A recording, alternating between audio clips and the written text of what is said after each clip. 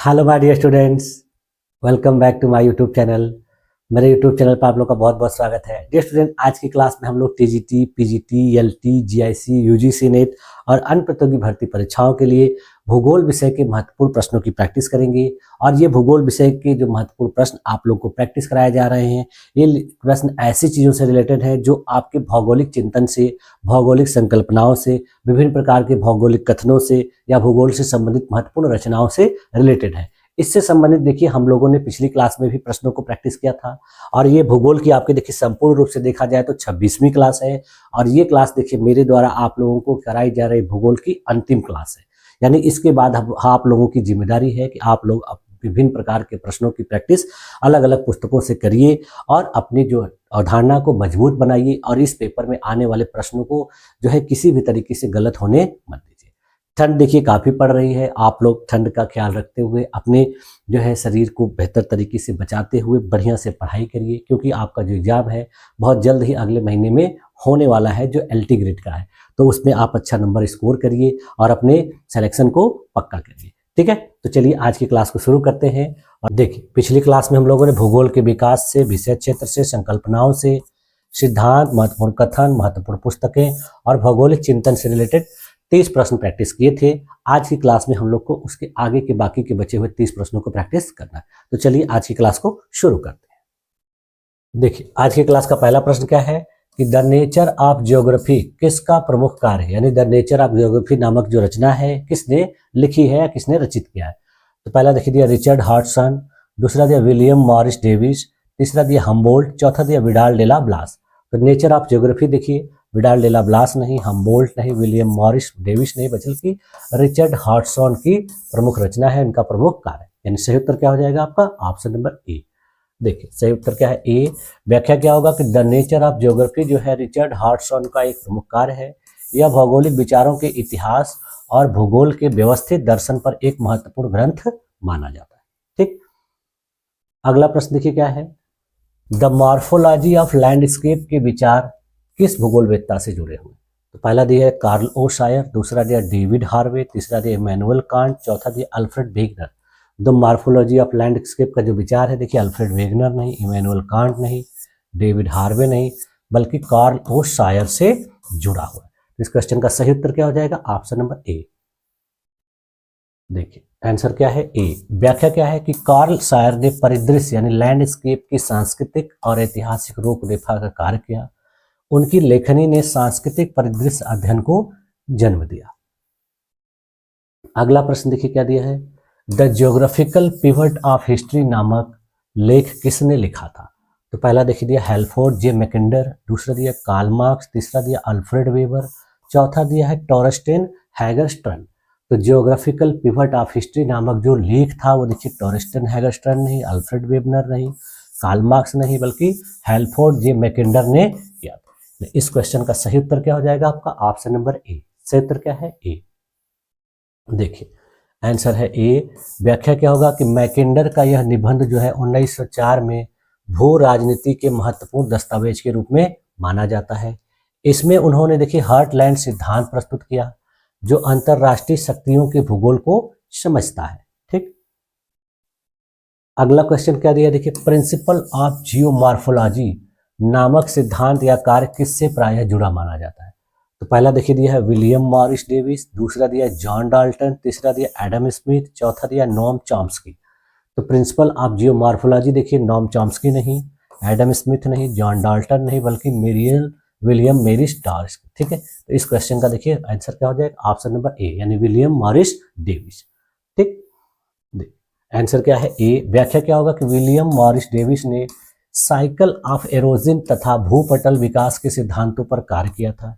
इन्हें पारंपरिक भू आकृतिक सिद्धांतों में केंद्रीय माना जाता है। हालांकि बाद में इन पर देखिए सुधार और विवाद दोनों देखा गया। W.D. थॉर्नबरी जो है इन्होंने भी इसी नाम से एक प्रसिद्ध पाठ्य पुस्तक लिखी थी जिसका शीर्षक था प्रिंसिपल ऑफ जियोमॉर्फोलॉजी। यानी इससे अगर देखा जाए तो दो लोग जुड़े हैं, कौन कौन से हैं, विलियम मॉरिस डेविस और W.D. थॉर्नबरी। ठीक, अगला क्वेश्चन देखिए दिया है, कौन सी पुस्तक सांस्कृतिक भूगोल के लिए आधारभूत मानी जाती है। तो पहला देखिए दिया है कार्ल ओ शायर के सांस्कृतिक परिदृश्य संबंधी कार्य, दूसरा दिया है केवल मौसम पत्रिकाएं, तीसरा दिया है समुद्र विज्ञान ग्रंथ, चौथा दिया है क्वांटम भौतिकी पुस्तिकाएं। ठीक है, तो इस तरह से जो पुस्तक है वो देखिए क्वांटम भौतिक पुस्तिका नहीं है, समुद्र विज्ञान ग्रंथ नहीं, केवल मौसम पत्रिकाएं नहीं, बल्कि कार्ल ओ शायर के सांस्कृतिक परिदृश्य संबंधी कार्य जो है ये इससे संबंधित माने जाते हैं। तो इस क्वेश्चन का देखिए सही उत्तर क्या हो जाएगा आपका ऑप्शन नंबर ए। सही उत्तर क्या है? ए।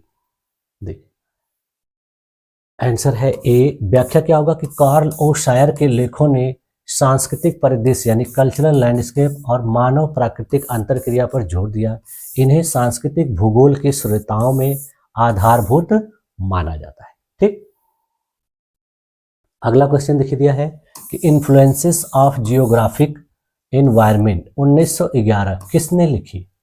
तो पहला देखिए दिया है एलन चर्चिल सैंपल, दूसरा दिया रैचल कार्सन, तीसरा दिया डेविड लिविंगस्टोन और चौथा दिया अल्फ्रेड वीगनर। तो इन्फ्लुएंसेस ऑफ जियोग्राफिक एनवायरनमेंट देखिए 1911 में किसने लिखी थी? अल्फ्रेड वेगनर ने नहीं, डेविड लिविंगस्टोन ने नहीं, रैचल कार्सन ने नहीं, बल्कि एलन चर्चिल सैंपल ने लिखी थी। इस क्वेश्चन का सही उत्तर क्या हो जाएगा आपका? Option number A. सही उत्तर क्या है? ए। देखिए आंसर है ए। व्याख्या क्या होगा कि इन्फ्लुएंसेस ऑफ जियोग्राफिक एनवायरनमेंट 1911 नामक पुस्तक जो है एलन चर्चिल सैंपल ने लिखी थी। यह एक प्रसिद्ध अमेरिकी भूगोलवेत्ता थी और यह पुस्तक फ्रेडरिक रैडजेल के एंथ्रोपोजियोग्राफी के सिद्धांतों पर आधारित है। यानी इन्होंने किससे प्रेरणा लेकर लिखी थी?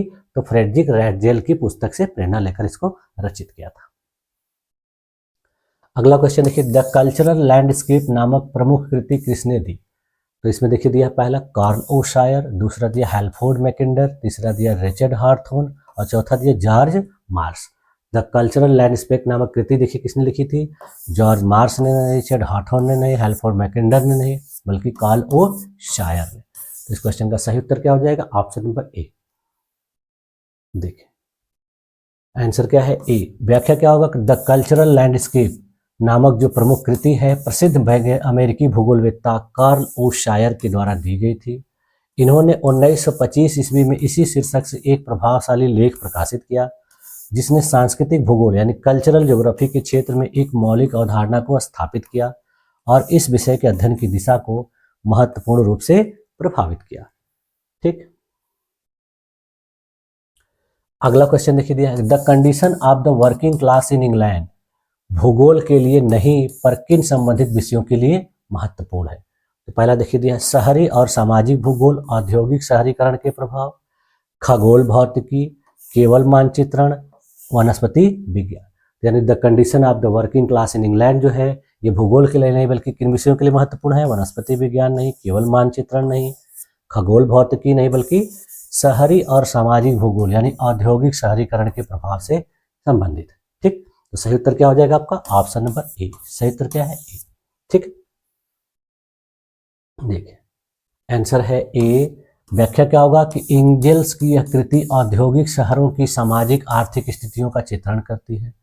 यह शहरी भूगोल, सामाजिक भूगोल और मानवावस्था अध्ययन के लिए संदर्भित है क्योंकि यह स्थानिक सामाजिक असमानताओं को उजागर करती है।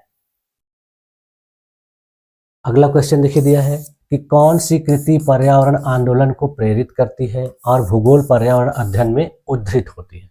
तो पहला देखिए दिया है क्या कि रैचल कार्सन की साइलेंट स्प्रिंग, दूसरा दिया द वेल्थ ऑफ नेशंस, तीसरा दिया केवल on the origin of species और चौथा दिया है प्रिंसिपिया मैथमेटिका। तो वह कृति जो पर्यावरण आंदोलन को प्रेरित करती है और भूगोल पर्यावरण अध्ययन में उद्धृत होती है वो देखिए प्रिंसिपिया मैथमेटिका नहीं है, केवल ऑन द ओरिजिन नहीं है, द वेल्थ ऑफ नेशन नहीं, बल्कि रैचल कार्सन की साइलेंट स्प्रिंग। यानी इस क्वेश्चन का सही उत्तर क्या हो जाएगा आपका? Option number A. सही उत्तर क्या है? ए। देखिए आंसर है ए। व्याख्या क्या होगा कि रैचल कार्सन की साइलेंट स्प्रिंग 1962 ने रासायनिक कीटनाशकों के पर्यावरणीय प्रभावों पर अध्ययन खींचा और आधुनिक पर्यावरण आंदोलन को गति दी। भूगोल में यह पुस्तक देखिए पर्यावरणीय नीति और पारिस्थितिकी पर चर्चा हेतु महत्वपूर्ण स्रोत के रूप में मानी जाती है। ठीक, अगला क्वेश्चन देखिए दिया है 40वां द ज्योग्राफिकल ट्रेडिशन जैसे समालोचनात्मक अध्ययनों का उद्देश्य क्या है? तो पहला देखिए दिया है भूगोलिक विचारों को ऐतिहासिक विकास की समीक्षा और आलोचना, केवल मानचित्र निर्माण सिखाना, केवल प्लेट गति का गणितीय विवेचन, और चौथा दिया मानवीय प्रभाव को अनदेखा करना। तो ज्योग्राफिकल ट्रेडिशन जैसे समालोचनात्मक अध्ययन का जो उद्देश्य होता है वो देखिए मानवीय प्रभाव को अनदेखा करना नहीं, केवल प्लेट गति का गणितीय विवेचन नहीं, केवल मानचित्र निर्माण सिखाना नहीं, बल्कि क्या होगा, भौगोलिक विचारों के ऐतिहासिक विकास की समीक्षा और आलोचना। यानी इस क्वेश्चन का सही उत्तर क्या हो जाएगा आपका, ऑप्शन नंबर ए। सही उत्तर क्या है, ए। देखिए आंसर है ए। व्याख्या क्या होगा कि जियोग्राफिकल ट्रेडिशन ये जैसे समालोचनात्मक अध्ययनों का प्राथमिक उद्देश्य जो है भौगोलिक अध्ययन के क्षेत्र में भौगोलिक विचारों, सिद्धांतों और पद्धतियों के विकास की ऐतिहासिक समीक्षा और विश्लेषण करना। इसने देखिए बाद में समझने में मदद किया कि कैसे भूगोल का विषय विकसित हुआ, किसने क्या योगदान दिया और किन पारंपरिक मान्यताओं का आलोचना आवश्यक है। यानी इस तरह से इसने इन सारी चीज़ों को बताया। ठीक, अगला क्वेश्चन देखिए दिया है, आधुनिक भूगोल के जनक किसे कहा जाता है। तो पहला देखिए दिया कार्ल ओ शायर, दूसरा दिया अलेक्जेंडर वन हम्बोल्ट, दूसरा दिया एराटोस्थनीज, तीसरा दिया टॉलमी। तो आधुनिक भूगोल के जनक देखिए कार्ल ओ शायर नहीं है, एराटोस्थनीज नहीं है, टॉलमी नहीं है, बल्कि अलेक्जेंडर वन हम्बोल्ट को माना जाता है। इस क्वेश्चन का देखिए सही उत्तर क्या हो जाएगा आपका, ऑप्शन नंबर बी। सही उत्तर क्या है, बी। देखिए आंसर क्या है, बी। व्याख्या क्या होगा कि आधुनिक भूगोल के जनक जो है यानी फादर ऑफ मॉडर्न ज्योग्राफी के रूप में मुख्य रूप से अलेक्जेंडर वन हम्बोल्ट और कार्ल रिटर को माना जाता है, क्योंकि इन दोनों जर्मन भूगोलवेत्ताओं ने भूगोल को एक स्वतंत्र वैज्ञानिक विषय के रूप में स्थापित करने और वैज्ञानिक पद्धति लाने में महत्वपूर्ण भूमिका निभाई थी। अक्सर इन्हें देखिए सह संस्थापक भी माना जाता है, यानी इनको अगर पूछा जाए कि आधुनिक भूगोल के संस्थापक या सह संस्थापक कौन है, तो कौन है, हम्बोल्ट और कार्ल रिटर। ठीक, अगला प्रश्न देखिए, मानव भूगोल का जनक किसे कहा जाता है। तो पहला देखिए फ्रेडरिक रैटजेल, दूसरा दिया विडाल डेला ब्लास, तीसरा दिया एराटोस्थनीज, चौथा दिया स्ट्रैबो। तो मानव भूगोल का जनक देखिए स्ट्रैबो नहीं, एराटोस्थनीज नहीं, विडाल डेला ब्लास नहीं, बल्कि फ्रेडरिक रैटजेल को माना जाता है। ठीक है, तो सही उत्तर क्या है, ऑप्शन नंबर ए। देखिए आंसर है ए। व्याख्या क्या होगा कि फ्रेडरिक रैटजेल को मानव भूगोल का जनक कहा जाता है क्योंकि उन्होंने मानव समाजों और उनके भौगोलिक परिवेश के बीच संबंधों का वैज्ञानिक अध्ययन किया और एंथ्रोजियोग्राफी जैसे महत्वपूर्ण कार्य किए, जिससे मानव भूगोल एक अलग विषय के रूप में स्थापित हुआ। अगला क्वेश्चन देखिए, कॉस्मॉस नामक प्रसिद्ध ग्रंथ किसने लिखा। तो पहला देखिए अलेक्जेंडर वन हम्बोल्ट, दूसरा दिया है कार्ल रिटर, तीसरा दिया स्ट्रैबो, चौथा दिया कांट। तो कॉस्मॉस नामक जो प्रसिद्ध ग्रंथ था देखिए वो कांट के द्वारा नहीं, स्ट्रैबो के द्वारा नहीं, कार्ल रिटर के द्वारा नहीं, बल्कि अलेक्जेंडर वन हम्बोल्ट के द्वारा लिखा गया। तो सही उत्तर क्या हो जाएगा आपका, ऑप्शन नंबर ए। सही उत्तर क्या है, ए। देखिए आंसर है ए। व्याख्या क्या होगा कि कॉस्मोस नामक जो प्रसिद्ध ग्रंथ है वो जर्मन प्रकृतिवादी और खोजकर्ता अलेक्जेंडर वन हम्बोल्ट के द्वारा लिखा गया था। कॉस्मोस को देखिए 1845 से 62 में हम्बोल्ट ने प्राकृतिक जगत की एकता और भौगोलिक तत्वों के परस्पर संबंधों का वैज्ञानिक वर्णन करने के लिए किया था।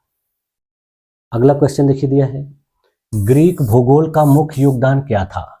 तो पहला देखिए दिया है भूगोल का गणितीय और खगोल शास्त्रीय आधार, दूसरा दिया केवल राजनीतिक भूगोल, तीसरा दिया मौसम पूर्वानुमान और चौथा दिया आर्थिक मानचित्रण। तो ग्रीक भूगोल का मुख्य योगदान देखिए क्या था, आर्थिक मानचित्रण नहीं, मौसम पूर्वानुमान नहीं, केवल राजनीतिक भूगोल नहीं, बल्कि भूगोल का गणितीय और खगोल शास्त्रीय आधार। यानी इस क्वेश्चन का सही उत्तर क्या हो जाएगा आपका, ऑप्शन नंबर ए। सही उत्तर क्या है, ए। देखिए आंसर है ए। व्याख्या क्या होगा कि यूनानियों यानी इराटोस्थनीज, टॉलमी ने पृथ्वी के आकार, अक्षांश देशांतर की गणना और गोलाकार पृथ्वी की धारणा को प्रस्तुत किया था। भूगोल को इन्होंने विज्ञान का स्वरूप दिया। यूनानियों ने भूगोल को केवल वर्णन से आगे बढ़ाकर उसे मापने, समझने और व्यवस्थित करने का जो वैज्ञानिक आधार प्रदान किया। आज भी यह चीज प्रासंगिक है। ठीक है, अगला क्वेश्चन देखिए, भूगोल का पुनर्जागरण काल किसे कहा जाता है। तो पहला ऑप्शन देखिए दिया 15वीं से 17वीं सदी, दूसरा दिया 18वीं सदी, 12वीं सदी, 20वीं सदी। तो भूगोल का पुनर्जागरण काल देखिए 20वीं सदी नहीं, 12वीं सदी नहीं, 18वीं सदी नहीं, बल्कि 15वीं से 17वीं सदी को कहा जाता है। इस क्वेश्चन का देखिए सही ऑप्शन क्या हो जाएगा, ऑप्शन नंबर ए। सही उत्तर क्या है, ए। देखिए आंसर है ए। व्याख्या क्या होगा कि 15वीं से 17वीं सदी के अन्वेषणों ने भौगोलिक ज्ञान में अपार वृद्धि की। इसे भूगोल का पुनर्जागरण कहा जाता है। Christopher Columbus, Vasco da Gama, Ferdinand Magellan जैसे खोजकर्ताओं ने नई दुनिया और नई समुद्री मार्गों की खोज की, जिससे दुनिया के बारे में यूरोपीय लोगों की समझ पूरी तरह से बदल गई। अगला क्वेश्चन देखिए दिया है, कांट ने भूगोल को किस रूप में परिभाषित किया। तो पहला देखिए दिया है स्थानिक विभेद का विज्ञान, केवल भौतिक विज्ञान, धार्मिक विषय, केवल दर्शन शास्त्र का भाग।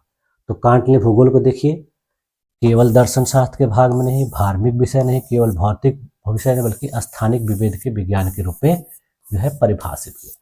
तो सही उत्तर क्या हो जाएगा, ऑप्शन नंबर ए। सही उत्तर क्या है, ए। देखिए आंसर है ए। व्याख्या क्या होगा कि कांट ने भूगोल को स्थानिक विभेद का विज्ञान कहा था, जो वस्तुओं के स्थानिक वितरण और आपसी संबंधों का अध्ययन करता है। कांट ने भूगोल को देखिए पृथ्वी पर घटनाओं के स्थानिक संगठन और मानव पर्यावरण संबंधों के अध्ययन के रूप में देखा था। इसे एक विशिष्ट और केंद्रीय विज्ञान जो है बनाता है। ठीक, अगला क्वेश्चन देखिए दिया है कि क्षेत्रीय भूगोल की अवधारणा किससे जुड़ी है। तो पहला देखिए दिया विडाल डेला ब्लास, दूसरा दिया मैकेंडर, तीसरा दिया डार्विन, चौथा दिया टॉलेमी। तो क्षेत्रीय भूगोल की अवधारणा देखिए टॉलेमी नहीं, डार्विन नहीं, मैकेंडर नहीं, विडाल डेला ब्लास से जुड़ी हुई है। इस क्वेश्चन का देखिए सही उत्तर क्या हो जाएगा आपका, ऑप्शन नंबर ए। सही उत्तर क्या है, ए। देखिए आंसर है ए। व्याख्या क्या होगा कि क्षेत्रीय भूगोल की अवधारणा जो है मुख्य रूप से पॉल विडाल डिला ब्लास से जुड़ी हुई है। इन्हें अक्सर देखिए आधुनिक फ्रांसीसी मानव भूगोल का संस्थापक माना जाता है। ठीक, अगला क्वेश्चन देखिए क्या दिया है, भूगोल में मात्रात्मक क्रांति कब आई। पहला ऑप्शन देखिए दिया 1950 से 60, 1920 से 1930, 1970 से 1980, चौथा है 1910। तो भूगोल में मात्रात्मक क्रांति देखिए 19 से 1910 नहीं, 1970 से 1980 नहीं, 1920 से 1930 नहीं, बल्कि 1950 से 1960 के दशक में आई थी। तो सही ऑप्शन क्या हो जाएगा, ऑप्शन नंबर ए।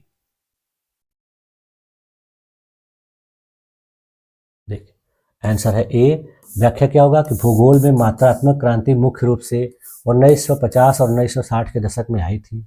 इसने भूगोल को वर्णनात्मक अध्ययन से निकालकर गणितीय, सांख्यिकी और वैज्ञानिक तरीकों जैसे मॉडल और स्थानिक विश्लेषण के उपयोग की ओर मोड़ दिया। इससे यह एक अधिक सटीक और अनुभवजन्य अनुशासन बन सका। ठीक, अगला क्वेश्चन देखिए दिया है, रेडिकल भूगोल का उदय कब हुआ। तो पहला देखिए दिया 1970, 1950, 1990, 1930। तो रेडिकल भूगोल का उदय देखिए 1930 नहीं, 1990 नहीं, 1950 नहीं, 1970 में हुआ। सही उत्तर क्या हो जाएगा, ऑप्शन नंबर ए। सही उत्तर क्या है, ए। आंसर है ए। व्याख्या क्या होगा, 1970 के दशक में समाजवादी और मार्क्सवादी विचारों से प्रेरित रेडिकल भूगोल उभरा। इसने सामाजिक न्याय, असमानता और सत्ता संरचनाओं का अध्ययन किया। ठीक, पोस्ट मॉडर्न भूगोल किस पर बल देता है। पहला देखिए दिया विविधता, आत्मनिष्ठता, स्थानीय दृष्टिकोण, एक समान वैश्विक पैटर्न, पर्यावरणीय तत्व, केवल मात्रात्मक आंकड़े।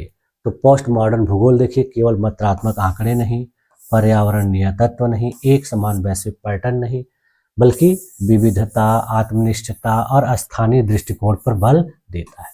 यानी इस क्वेश्चन का सही उत्तर क्या हो जाएगा आपका, ऑप्शन नंबर ए। सही उत्तर क्या है, ए। देखिए आंसर है ए। व्याख्या क्या होगा कि उत्तर आधुनिक भूगोल जो है एक समालोचनात्मक दृष्टिकोण है जो ज्ञान की बहुलता, व्यक्तिपरक अनुभवों और सामाजिक स्थानिक प्रक्रियाओं के जटिल अंतर संबंधों का समझने का प्रयास करता है। ठीक, अगला क्वेश्चन देखिए क्या दिया है कि नियतिवाद शब्द जो है सबसे पहले किस भूगोलवेत्ता ने प्रयोग किया था। यानी नियतिवाद शब्द का प्रयोग सबसे पहले किसके द्वारा किया गया। तो पहला देखिए दिया रैटजेल, दूसरा दिया रीटर, तीसरा दिया ब्लास, चौथा दिया डेविस। तो नियतिवाद शब्द है सबसे पहले किसके द्वारा प्रयोग किया गया था? तो देखिए डेविस के द्वारा नहीं, ब्लास के द्वारा नहीं, रीटर के द्वारा नहीं, बल्कि रैटजेल के द्वारा। यानी इस क्वेश्चन का सही उत्तर क्या हो जाएगा? Option number A. सही उत्तर क्या है? ए।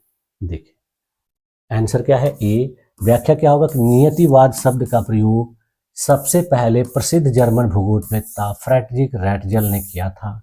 इन्होंने इस अवधारणा को अपने प्रमुख कार्य विशेषकर 1882 में प्रकाशित पुस्तक एंथ्रोपोग्राफी के माध्यम से लोकप्रिय बनाया था।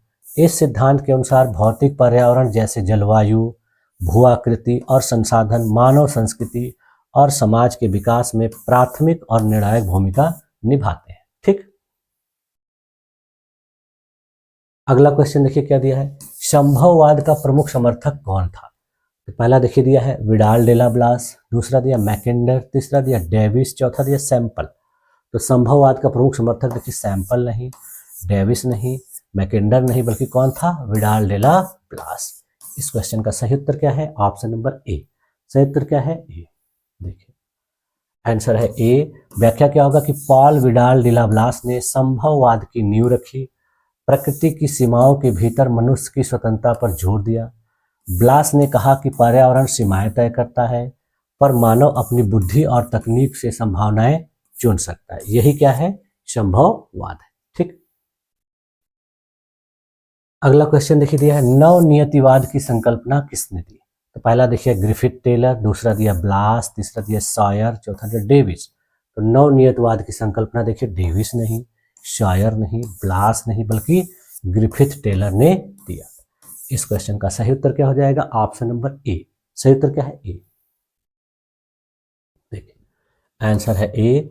व्याख्या क्या होगा कि नवनियतिवाद, जिसको न्यू डिटर्मिनिज्म भी कहा जाता है, इसकी संकल्पना देखिए प्रसिद्ध ऑस्ट्रेलियाई भूगोलवेत्ता ग्रिफिथ टेलर ने दिया था, जो नियतिवाद और संभववाद के बीच का मध्य मार्ग है और बताता है कि प्रकृति कुछ सीमाओं जैसे यातायात बत्तियों के साथ मानवीय गतिविधियों को नियंत्रित करती है, जिसे स्टॉप एंड गो नियतिवाद भी कहा जाता है। ठीक। अगला क्वेश्चन देखिए दिया है किस विचारधारा में मानव को पर्यावरण का अधिपति माना गया है? तो पहला ऑप्शन देखिए दिया है संभववाद, दूसरा दिया नियतत्ववाद, तीसरा दिया नवनियतत्ववाद और चौथा दिया उग्र भूगोल। तो जिस विचारधारा में मानव को पर्यावरण का अधिपति माना गया है वो देखिए उग्र भूगोल नहीं, नवनियतत्ववाद नहीं, नियतत्ववाद नहीं, बल्कि संभववाद है। इस क्वेश्चन का सही उत्तर क्या हो जाएगा? Option number A. सही उत्तर क्या है? ए।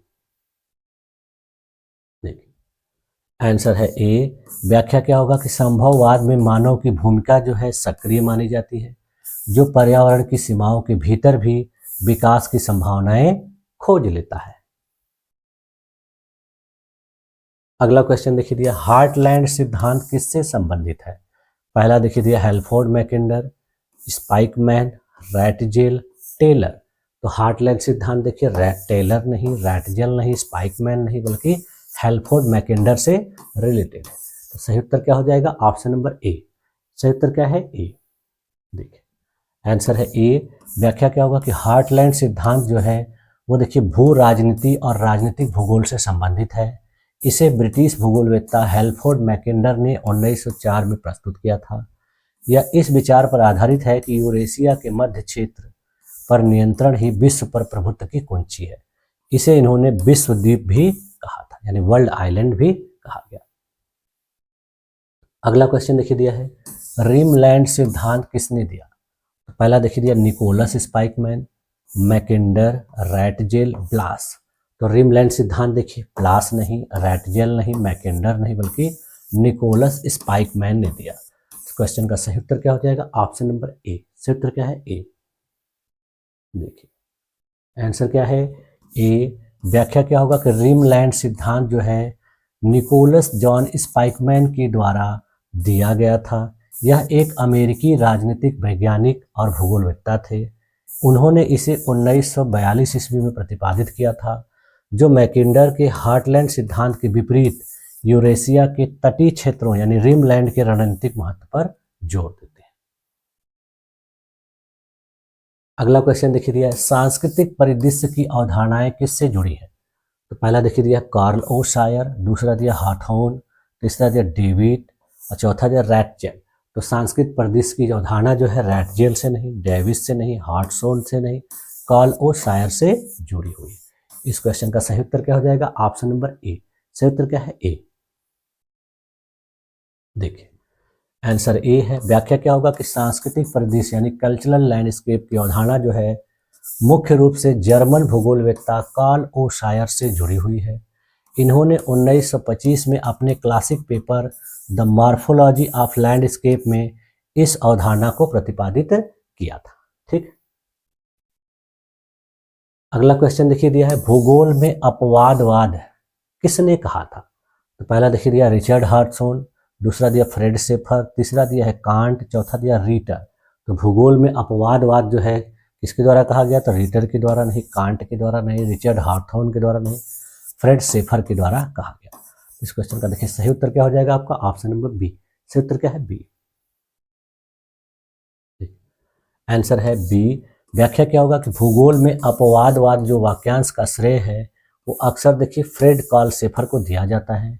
1953 ईस्वी में अमेरिकन जियोग्राफर के एनल्स में प्रकाशित उनकी जो प्रभावशाली लेख थी एक्सेप्शनलिज्म इन ज्योग्राफी और मेथोडोलॉजिकल एग्जामिनेशन में शेफर ने उस समय भूगोल में प्रचलित विचार की आलोचना की कि भूगोल एक अनोखा यानी एक्सेप्शनल अनुशासन है जिसका अपना एक अलग तरीका होता है। उन्होंने तर्क दिया कि भूगोल को भी प्राकृतिक और सामाजिक विज्ञानों के समान वैज्ञानिक तरीकों से पालन करना चाहिए। अगला क्वेश्चन देखिए दिया है क्वांटिटेटिव रिवोल्यूशन के बाद कौन सा दृष्टिकोण उभरा? तो पहला देखिए दिया व्यवहारिक भूगोल, दूसरा दिया नियतत्ववाद, तीसरा दिया क्षेत्रीय भूगोल, चौथा दिया पर्यावरणवाद। तो क्वांटिटेटिव रिवोल्यूशन के बाद जो क्षेत्र दृष्टिकोण उभरा था देखिए पर्यावरणवाद नहीं, क्षेत्रीय भूगोल नहीं, नियतत्ववाद नहीं, व्यवहारिक भूगोल। इस क्वेश्चन का देखिए सही उत्तर क्या हो जाएगा आपका? Option number A. सही उत्तर क्या है? ए। आंसर है ए। व्याख्या क्या होगा कि क्वांटिटेटिव रिवोल्यूशन के बाद व्यवहारवादी दृष्टिकोण जो है प्रमुखता से उभरा। 1960 के दशक में मानव व्यवहार, धारणा और निर्णय प्रक्रिया को समझने के लिए बिहेवियरल ज्योग्राफी का विकास हुआ था। ठीक, अब देखिए अगला क्वेश्चन और आज की क्लास का लास्ट क्वेश्चन और इस भूगोल की प्रैक्टिस सेट का भी लास्ट क्वेश्चन। ठीक है, तो चलिए लास्ट प्रश्न को भी सॉल्व करते हैं। तो भूगोल वह है जो भूगोलवेत्ता करते हैं, यह कथन किसने कहा? तो पहला देखिए दिया है प्रेस्टन ई जेम्स, दूसरा दिया हार्टसोन, तीसरा दिया है ब्लास, चौथा दिया डेविस। तो भूगोल वह है जो भूगोलवेत्ता करते हैं, ये किसने कहा था? तो देखिए डेविस ने नहीं, ब्लास ने नहीं, प्रेस्टन ई जेम्स ने नहीं, बल्कि हार्टसोन ने कहा था। इस क्वेश्चन का सही उत्तर क्या हो जाएगा आपका? Option number B. सही उत्तर क्या है? बी। देखिए आंसर है बी। व्याख्या क्या होगा कि भूगोल वह है जो भूगोलवेत्ता करते हैं, यह कथन प्रसिद्ध अमेरिकी भूगोलवेत्ता रिचर्ड हार्टसोन के द्वारा कहा गया। ठीक है, तो आज की क्लास में यहीं तक रखा जाए और आप लोगों की भूगोल की क्लास मेरे तरफ से पूरी तरह से द एंड हुई और आप लोग अब अपनी जिम्मेदारियों को पूरा करिए, अपने इन प्रश्नों को बेहतर तरीके से प्रैक्टिस करिए, अच्छे तरीके से तैयारी करिए, रिवीजन करिए और परीक्षा में बेहतर अंक प्राप्त करिए। मेरी आप लोगों की बहुत बहुत शुभकामनाएं भी हैं कि आप लोग अपने इस पेपर में अच्छा नंबर प्राप्त करें। ठीक है, तो मुझे उम्मीद है कि आप लोगों को सारी चीज़ें अच्छी तरीके से समझ में आ गई होंगी। अगर इसके बावजूद भी आप लोगों को लगता है कि किसी भी क्वेश्चन में, किसी भी ऑप्शन में कोई डाउट है तो आप कमेंट करिए, मैं आपके कमेंट को देखूंगा। अगर मेरे द्वारा इसमें कोई त्रुटि हुई है तो मैं उसको जरूर संशोधित करूंगा। ठीक है, तो आप लोगों ने मेरी इस क्लास में अपने आप को इतनी देर तक इतनी धैर्यपूर्वक बनाए रखा, इसके लिए भी आप लोग का बहुत बहुत धन्यवाद। मिलते हैं नेक्स्ट क्लास में, तब तक के लिए थैंक यू।